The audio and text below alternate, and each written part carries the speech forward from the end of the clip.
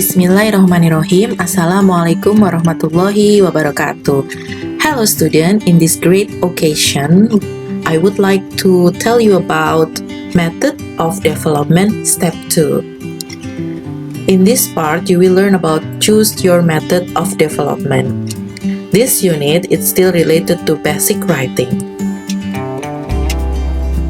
Learning goals. There are 6 methods of development.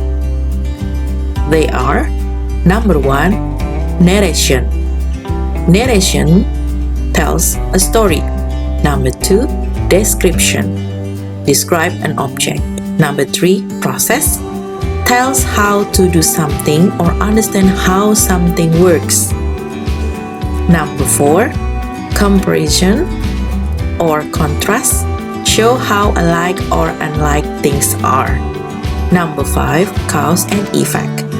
Examines how one thing leads to another. The last, number 6, argument or persuasion, aims to convince the reader. Those are 6 methods of development that you will learn in this unit. The first is narration. In narration, you will learn about an account of event, most often told in chronological order to make specific point. Jadi teman-teman, di bagian teks narasi ini, kamu akan diminta untuk membuat teks atau paragraf yang isinya merupakan suatu karangan atau cerita yang bersifat kronologis. Jadi kamu akan diminta untuk membuat cerita yang sifatnya kronologis yang akan mengacu pada poin tertentu atau tujuan tertentu. You could start with this introductory paragraph that tells the story. Jadi di sini ada contoh yang bisa kamu perhatikan. Nah, di paragraf awal ini merupakan paragraf pengenalan. I'd never taken much notice of recycling and trash in our community. Then I met some people who volunteered in several campaigns to go green. They talked me into helping with a beach cleanup project. That experience really opened my eyes to what individuals can do to improve our environment. So to continue this story, you can add action or conflict. Jadi untuk melanjutkan paragraf pembuka tadi, kamu bisa menambahkan cerita dengan action atau dengan konflik. Tanpa action atau konflik, ceritanya akan tidak menarik. Misalnya di sini kamu bisa menambahkan satu bentuk action seperti as we bend and rose, we look like waves rising and falling on the beach. Perilaku yang dilakukan dalam teks ini membuat pembaca mendapatkan satu gambaran picture where is the setting you have. Jadi mereka akan membayangkan kira-kira di situasi apa kamu saat itu. Dan itu membuat pembaca menjadi lebih tertarik untuk melanjutkan membaca atau mendengarkan cerita kamu. Next, you can add conflict to add the interest. Jadi bagus jika kamu bisa menambahkan konflik karena kamu harus ingat untuk narration itu lebih dekat dengan suatu bentuk karangan yang bercerita tentang sesuatu yang kronologis. Jadi harus ada konflik di dalamnya. For example here, as we were working, we saw some people leave trash on the beach. Nah, ini kan ada konflik sebenarnya di dalam kalimat ini. Tapi kalau kalimatnya ditulis seperti ini kan kurang menarik. Karena ini seperti mendeskripsikan sesuatu yang kamu lakukan. Nah, mungkin bisa digantikan dengan show your reaction. Kalau misalnya tidak bisa meletakkan satu konflik yang dalam bentuk kalimat yang menarik, mungkin kamu bisa memasukkan your reaction. For example, di sini ini masih ada hubungannya dengan paragraf pembuka yang di atas ya. When we saw some people leaving trash on the beach, it bothered us. So, we asked them to pick it up and they put their trash in our bag. Nah, kalimat ini sepertinya lebih menarik untuk melanjutkan kalimat atau melanjutkan paragraf pembuka di atas. Jadi, ketika melihat orang membuang sampah yang sangat mengganggu perasaan kita tuh, jadi ada luapan emosi di situ yang dikeluarkan. We ask them to pick it up. Jadi kita minta untuk orang yang buang sampah sembarangan itu untuk mengambil sampahnya dan membuangnya di kantong sampah atau di tempat sampah. Itu lebih menarik. Nah, itu adalah narasi. Jadi yang harus kamu tekankan di dalam narasi, karena ini merupakan suatu essay atau karangan cerita, maka kamu harus membuat satu cerita yang kronologis dan di dalamnya memuat action atau konflik. Number 2, description is an account that creates a vivid mental image. Jadi tujuan dari text description adalah you let the reader to understand what you are saying. So in description you have to describe anything that give the information for the readers to understand what do you want to reveal or to say. To make it easy, you can add some sentences or feel related to the 5 senses. Nah, biasanya kalau dalam teks deskripsi, kamu akan diminta untuk mendeskripsikan. Biasanya yang paling mudah kamu bisa menggunakan image yang keluar atau yang diungkapkan oleh 5 panca indera di sini, yaitu penglihatan, sight, taste, rasa, lalu hearing, telinga, lalu feel, perasaan, atau smell, hidung. Jadi kelima senses itu bisa membantu kamu untuk mendeskripsikan sesuatu. For example here, ini adalah contoh paragraf for describing person. Take a look and pay attention carefully. Tolong diperhatikan baik-baik. My name is Lily. Nah, ini adalah judulnya ya. Lalu paragrafnya itu, Hi, my name is Lily and my surname is Leanne Rhyme. Leanne Rhyme. I'm 10 years old and I'm American. I live in 17 Lincoln Street in New York. It is a big city in the USA. Sampai sini kamu sudah bisa melihat sekali si Lily ini adalah orang Amerika dan dia berusia 10 tahun. Dia tinggal di New York, bahkan sampai nama jalannya disebutkan juga. Dan New York merupakan bagian dari USA. I'm tall and thin, itu adalah panca indera penglihatan. I've got long brown hair, black eyes, and small nose and a big mouth. Ini juga merupakan satu ungkapan yang bisa keluar dan merupakan satu image yang tertangkap oleh panca indera penglihatan, gitu ya, atau sight. Nah, contoh ini bisa kamu gunakan untuk describing person. Jadi, teman-teman, untuk description atau paragraf deskripsi sangat penting sekali untuk kamu menggunakan 5 panca indera tadi. Process or procedure is a series of steps in chronological order to help the reader understand how something work or how to do something. Jadi untuk teks proses atau teks prosedur di sini memintamu untuk memberikan langkah-langkah secara berurutan atau kronologis untuk membantu seorang pembaca memahami kira-kira apa yang harus dilakukan. Ini semacam tips gitu ya, semacam tips atau cara membuat sesuatu ini masuk ke dalam teks prosedur. The social function of the procedure is to tell or describe the reader how to do or make something through a sequence of series. Jadi bentuknya harus memang teratur ya atau kronologis. Kalau tidak, orang akan bingung. Types of procedure, text that instruct how to do a particular activities. Nah, misalnya untuk aktivitas-aktivitas yang sehari-hari yang berhubungan dengan proses atau prosedur. Contohnya di sini recipes, bikin resep gitu ya. Rules of game, cara-cara bermain game. Science experiment, road safety rules, semuanya itu kan harus kronologis. Kalau nggak kronologis nanti tidak menghasilkan satu produk atau sesuatu yang memang menjadi tujuan untuk teks prosedur ini sendiri. Contoh, for example here, tomato release. Kalau misalnya kamu meletakkan method terlebih dahulu di atas, baru ingredients, kan orang jadi tidak nyambung. Jadi mau tidak mau kamu harus meletakkan ingredients dulu, bahan-bahannya dulu, baru the method how to make tomato release, gitu kan ya. Okay, so number 2, text that instruct how to operate things, how to operate an appliances, a machine, the photocopier, or the computer.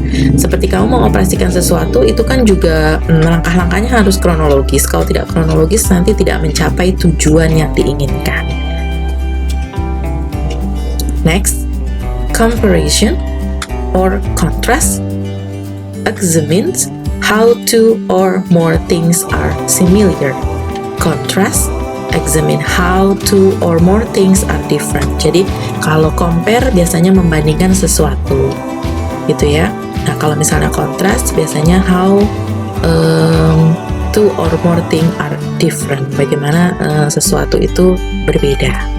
Jadi kalau compare biasanya itu how two more things are similar. Bagaimana membandingkan sesuatu hal yang memang sama. Kalau kontras biasanya sesuatu hal, dua hal atau lebih yang mempunyai sifat berbeda. Contoh di sini, contoh di dalam tabel, Anda bisa perhatikan subject by subject, berikutnya point by point. Di sini contohnya adalah, topik sentence-nya adalah my two cousins are very different. Namanya adalah Joanne. Itu harus dicari perbedaannya. Yang pertama adalah appearance, personality, hobbies, and interest. Berikutnya Anda ikuti point by point. Di sini juga masih menggunakan topik sentence yang sama. My two cousins are very different, tapi di sini dibagi. Bagaimanakah appearance Joanne dan Mary? Lalu bagaimanakah personality Joanne and Mary? Apa bedanya gitu ya? And next is hobby and interest. Apa bedanya antara Joanne dan Mary untuk hobi mereka? Selanjutnya,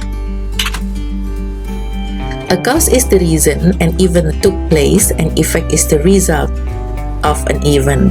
Cause leads to effect. Jadi untuk paragraf atau teks sebab akibat ini biasanya akan diminta untuk menceritakan satu peristiwa misalnya yang menjadi sebab untuk terjadinya satu akibat atau dampak. For example, here, a cause and effect essay explain why something happened. Jadi ini lebih ke kenapa sesuatu itu terjadi. Jadi harus kita cari sebabnya dan bagaimana akibatnya. Cause examines why action, event, or condition exists. Jadi bagaimana sesuatu itu terjadi. While effect looks at the consequences. Tapi biasanya kalau effect lebih ke bagaimanakah konsekuensi itu terjadi dan hasilnya atau dampaknya seperti apa. Example, I threw the can in the trash. My mother had taught me to be neat and pick up after myself. But my friend Marcia yelled at me, "What are you doing? Don't you know you need to recycle those cans?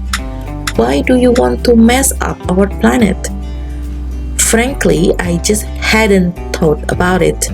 Since then, I've learned way I can contribute to making our planet greener and healthier. Jadi di sini ada satu kisah, dua sahabat yang satu ingin membuang sampah sehingga tempat dia hidup menjadi lebih rapi, tapi satunya lagi menyarankan kalau misalnya lebih baik sampah itu untuk di recycle gitu ya. Jadi ada sesuatu yang ada sesuatu di sini yang sebab dan akibat. Kalau misalnya buang sampah sembarangan sehingga mengotori planet, maka yang akan terjadi adalah planet kita tidak sehat lagi, macam itu ya. Jadi ada penyebab, ada kontra sedikit, dan nanti akhirnya akan ada dampak dari perilaku yang dilakukan oleh tokoh atau pelaku di dalam teks tersebut. Next, an argument or persuasion essay makes strong claim on the debatable topic. supported by fact, example, and opinions. Jadi untuk teks argumen atau persuasi, biasanya Anda diminta untuk memberikan topik yang menarik, biasanya seperti itu, yang didukung juga dengan fakta-fakta, contoh, dan opini. Okay. Argument generally relies more logic, while persuasion use more emotion. Jadi, kalau misalnya teks argumen biasanya akan sangat mengedepankan logika dan juga fakta-fakta. Tapi untuk persuasi, biasanya lebih mengedepankan emotion. Most essay contain both. Nah, kebanyakan teks essay biasanya punya dua sifat tersebut. Okay. Argument or persuasion as a method of development has three ultimate aims. Tujuannya apa sih teks tersebut? To steer the readers to action. Biasanya untuk mengajak orang untuk melakukan sesuatu. Karena memang argument dan persuasion itu sifatnya adalah sifatnya ajakan gitu ya, ajakan. To change the reader's mind. Nah, tujuannya memang merubah pola pikir orang. To help the readers understand your point of view. Atau mungkin tujuannya untuk membuat pembacanya itu merubah pandangannya terhadap sesuatu. Example, Rosie fixed a marvelous meal for us last night. Roasted chicken, fresh corn, and green bean. I comment on how tasty everything was. She said that's because all the ingredients are organic. She went on to explain not only how organic food tastes better, but how going organic is better for our planet. She had some pretty convincing arguments about why buying organic can be so beneficial.